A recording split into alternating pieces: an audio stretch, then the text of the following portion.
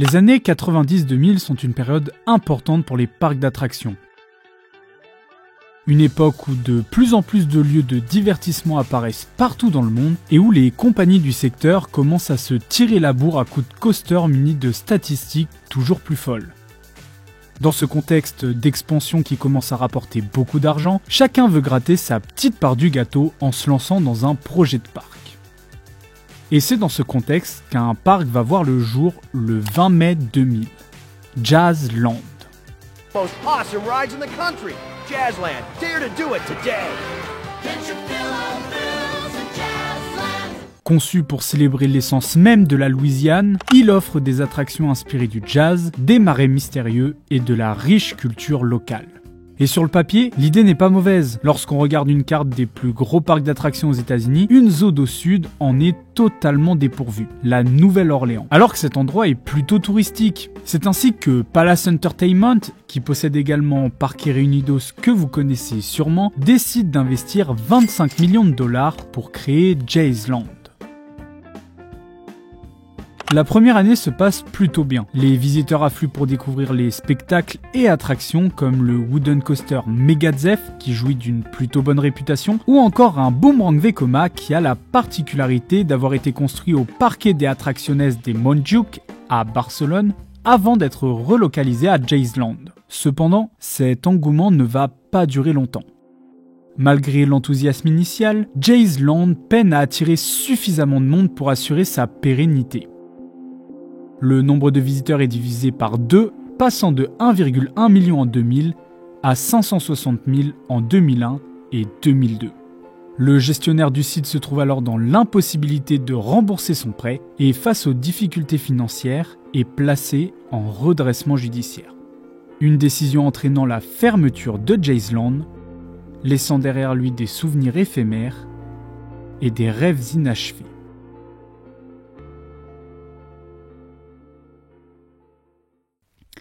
Mais l'histoire ne s'arrête pas là. Un nouvel acteur va entrer en jeu et ce n'est pas n'importe lequel. Six Flags. Un géant du secteur dont vous avez sans doute déjà entendu parler, que vous soyez fan de parc ou non. Alors en pleine période d'expansion depuis son rachat par Premier Parks en 1998, Six Flags vont racheter le bail et Jazzland va rejoindre les 31 parcs acquis par l'entreprise en 4 ans. Celle-ci va dépenser pas moins de 20 millions de dollars pour moderniser ce dernier. Et c'est ainsi que le parc rouvrit le 12 avril 2003 sous le nom de Six Flags New Orleans.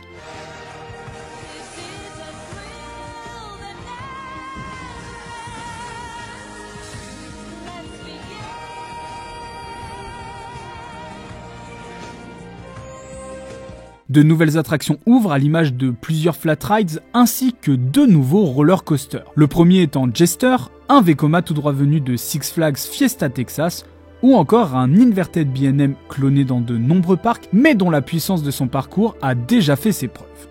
Le fameux Batman de Ride. Le parc de la Nouvelle-Orléans reprend des couleurs et ne tarde pas à faire parler de lui, mais pas de la meilleure des manières. Le 10 juillet 2003, Rosa Donaldson, 52 ans, attachait son petit-fils de 4 ans lorsque l'attraction Joker's Jukebox fut mise en marche par les opérateurs peu attentifs. Heurtée par un véhicule, la pauvre dame décédera plus tard à l'hôpital des suites de ses blessures.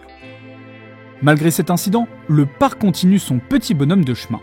Les visiteurs reviennent depuis la réouverture, les rires résonnent à nouveau et les attractions tournent à plein régime.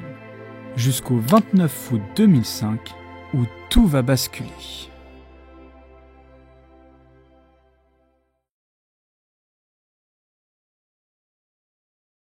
Le cyclone Katrina aux États-Unis, dans les États du sud du pays. Instead of help arriving in the aftermath of Katrina, for many, the time to evacuate has passed. Le bilan est très lourd, 1500 morts.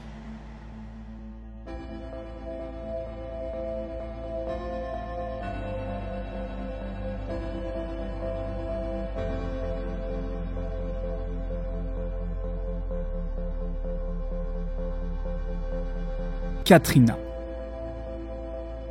Un ouragan qui s'est formé au-dessus des Bahamas a traversé la Floride avant de heurter de plein fouet la Louisiane.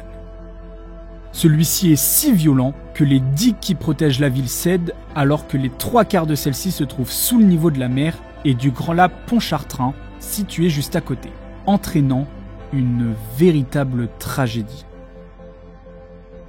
1836 morts, 131 disparus, des dizaines de milliers de blessés, 141 milliards de dollars de dommages.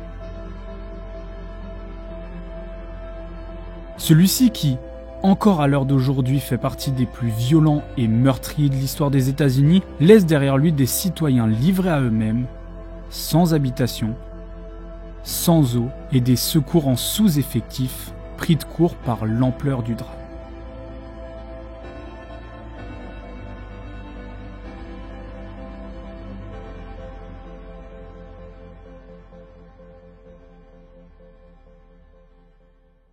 Et comme vous vous en doutez, Six Flags New Orleans ne va pas être épargné. Bien que des tuyaux de drainage furent installés pour protéger le parc des inondations, ces derniers n'ont pas suffi. Le monde découvre alors ces images impressionnantes d'une ville et d'un parc d'attractions noyé sous presque 2 mètres d'eau. Il aura fallu 1 mois pour que l'entièreté de l'eau s'évacue du parc. L'heure est maintenant à la constatation des dégâts et le verdict est sans appel. 80% du parc est totalement détruit. Les coûts de réparation estimés sont astronomiques. 32 millions de dollars. Une somme très importante que Six Flags ne peuvent se permettre de mettre à cause de problèmes financiers. D'autant plus que les assurances refusent de payer une partie des dégâts, ce qui entraînera d'ailleurs des poursuites judiciaires. Malgré cela, Six Flags continuera d'affirmer sur son site que le parc sera reconstruit. Mais la réalité est bien différente. Dès 2006, le coaster Batman The Ride sera démonté, rénové et installé à Six Flags Fiesta Texas, où il coule depuis des jours paisibles. D'autres petites attractions lui emboîteront le pas et la suite, vous la connaissez sûrement. Le parc est laissé à l'abandon. La nature reprend petit à petit ses droits, les herbes envahissent les allées autrefois impeccables et les structures rouillées témoignent d'un passé révolu. Des décors apocalyptiques qui depuis font le bonheur des aventuriers et youtubeurs passionnés d'urbex. Mais pas que. Ce terrain, avec des décors naturellement délabrés, a fait durant très longtemps le bonheur du cinéma. En effet, depuis 2011, de nombreux studios de cinéma ont posé leurs valises pour tourner, à l'image de la 20th Century Fox, qui ont enregistré en 2011 de nombreuses scènes pour le film Percy Jackson, La mer des monstres, avec en toile de fond Megadeth. D'autres films comme La planète des singes, l'affrontement ou encore Jurassic World ont été en partie tournés à Six Flags New Orleans. Mais le plus gros tournage fait sur ce site reste Deepwater Horizon, sorti en 2016. Pour celui-ci, une plateforme pétrolière a entièrement été créée sur le parking du parc. Et Six Flags New Orleans n'a pas inspiré que le cinéma. D'autres créateurs ont repéré cette source artistique comme le photographe Johnny Ju, les studios à l'origine du jeu vidéo Mafia 3 ou encore le rappeur NF pour son clip Leave Me Alone. Et pour l'anecdote, le parc a même eu le droit en 2019 à son documentaire nommé Closet for Storm, un titre en hommage au fameux panneau d'entrée. Cette situation temporaire profitable à de nombreuses personnes met cependant en lumière le véritable problème. Le projet de reconstruction de Six Flags New Orleans n'avance pas et le site est délaissé par l'entreprise. Malgré l'appel d'offres lancé en 2011 par la ville de la Nouvelle-Orléans pour réaménager le site, aucun projet n'arrive à convaincre la municipalité ou à se concrétiser en raison de conflits. Que ce soit un centre commercial, un festival ou encore un nouveau parc. Jusqu'en 2023, où un bail a été signé pour créer un énorme complexe multi-activités contenant des terrains de sport, un parc aquatique, des restaurants et hôtels, ainsi que des studios de cinéma. Ce projet nommé Bayou Phoenix engendre en novembre 2024 le début de la démolition de Six Flags New Orleans, 19 ans après la catastrophe.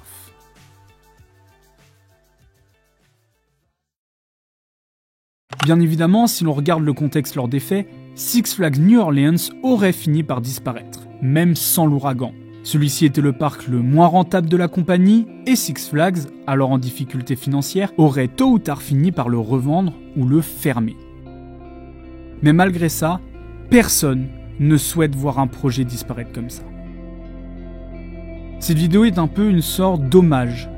Cette disparition tragique d'un lieu où les rires résonnaient, où les manèges tournaient sans cesse et où chaque coin respirait la joie de vivre, résume parfaitement ce qu'ont vécu les habitants de la Nouvelle-Orléans.